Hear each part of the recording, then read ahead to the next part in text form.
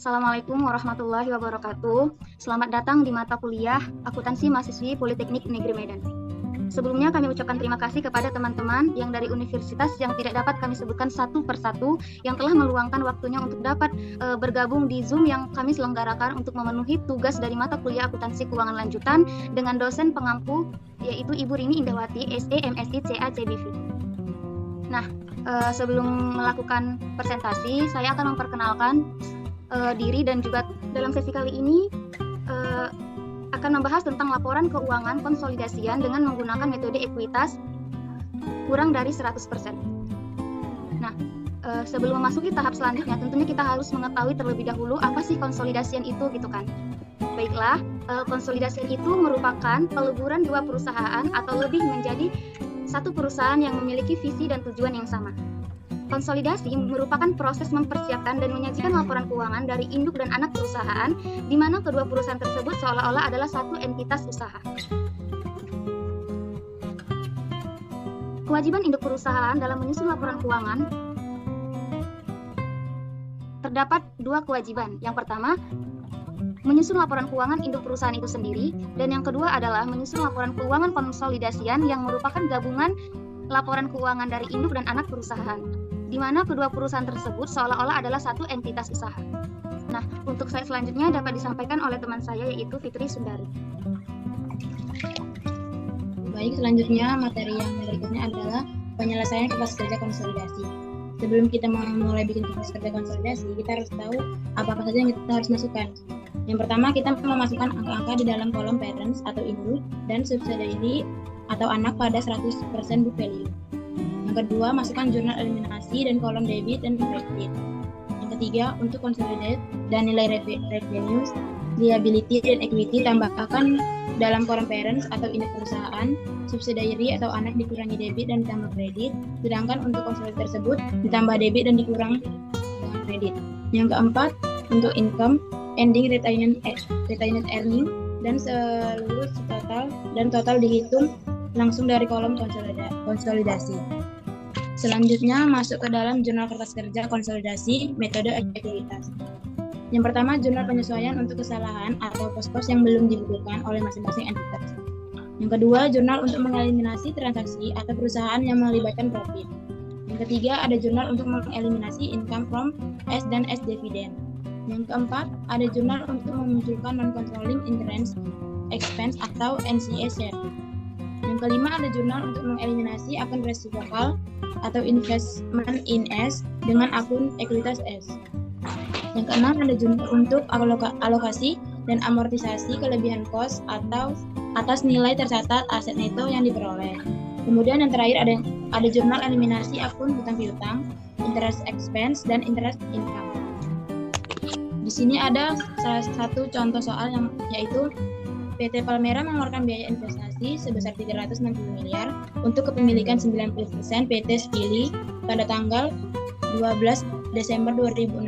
Pada saat itu ekuitasnya PT Spili terdiri dari capital stock sebesar 200 miliar dan retained earning sebesar 50 miliar. Inventory terjual di tahun 2017. Land and building masa manfaatnya sekitar 20 tahun. Masing-masing dinilai terlalu rendah sebesar 10 miliar, 30 miliar, dan 80 miliar. Equipment masa manfaatnya 10 tahun, dinilai terlalu tinggi sebesar 20 miliar. Net income-nya dan dividen PT Spili untuk tahun 2017 masing-masing sebesar 60 miliar dan 20 miliar. Pada akhir tahun, PT Spili memiliki dividen payable sebesar 10 miliar, di mana PT Palmera masih belum mencatatnya. Selain itu, terdapat cash yang telah dibayarkan dari PT Spili kepada PT Palmera sebesar 20 juta. Namun, PT Palmera masih belum mencatatnya. Untuk slide selanjutnya akan dibacakan oleh teman saya, Emia Pratiwi Sitepu. Berdasarkan soal oleh kita Fitri Sundari tadi, Di sini kita akan membuat analisis pada saat akuisisi, ini dalam miliar rupiah. Di sini kita menghitung cost of invest 10 miliar, itu 90%-nya. Kemudian kita menyusun ataupun membuat implied value yang seolah-olah cost on investment pada nilai 100% itu sebesar 400. Kemudian book value of equity ataupun book value of net asset dari PT Sleepy sebesar 250 miliar, sehingga terdapat excess ataupun kelebihan implied value di atas book value-nya 150 miliar. Kemudian kita alokasikan ke inventory, land, building, equipment, dan goodwill.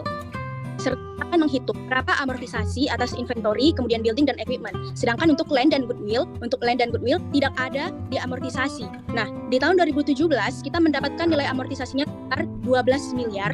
Nah, ini kita akan gunakan sebagai dasar untuk membuat adjustment income allocation diberikan kepada PT Palmera selaku controlling interest dan non-controlling interest. Nah, di sini lokasi income dan dividen. Di sini kita lihat terdapat pengaruh amortisasi yang di slide sebelumnya sebesar 12 miliar. Kita lakukan di sini sebagai pengurang net income sehingga kita mendapatkan adjusted income yang dialokasikan kepada PT Palmera dan kepada NCI. NCI ini adalah non-controlling interest. Lalu di sini ada jurnal. Terdapat beberapa jurnal yang kita masukkan ke dalam kertas kerja konsolidasian di tahun 2017. Yang pertama, penyesuaian adanya kesalahan dan transaksi yang belum tercatat. Jurnalnya adalah dividends receivable pada investment in Sleepy sebesar 9, ini dalam miliar rupiah. Yang kedua itu tidak ada jurnal untuk eliminasi intercompany profit and loss, itu tidak ada. Yang ketiga, masuk ke jurnal eliminasi income dan dividends dari subsidiary dan mengakibatkan akun investment in PT Palmera menjadi saldo awal tahun berjalan. Jurnalnya adalah income from PT Palmera sebesar 22,4 pada dividends dan investment in PT Palmera, dividen sebesar 12, investment in PT Palmera sebesar 10,4. Lalu jurnal yang keempat adalah memunculkan akun non-controlling interest. Jurnalnya adalah NCI expense di debit sebesar 4,8, dividen pada dividends 2,2, dan non-controlling interest sebesar 2,8. Nah, yang kelima ini ada eliminasi akun reciprocal investment in S dan ekuitasnya S, ada capital stock, retained earnings, dan unamortized excess. Unamortized excess ini merupakan akun temporer yang mengakomodasi berbagai akun-akun yang memiliki fair value yang berbeda dibandingkan dengan book value-nya, yaitu akun-akun PT Sleepy, kemudian investment in Sleepy and NCI. Dan kemudian di sini ada equipment dan unamortized excess di kredit. Nah, seperti yang saya bilang tadi, unamortized excess ini kan akun temporer. Jadi, akun ini tidak akan muncul di dalam laporan keuangan konsolidasian. Nah, pertanyaannya terus boleh nggak yang misalkan ternyata kita memunculkan akun-akun yang memiliki fair value berbeda dengan book value-nya?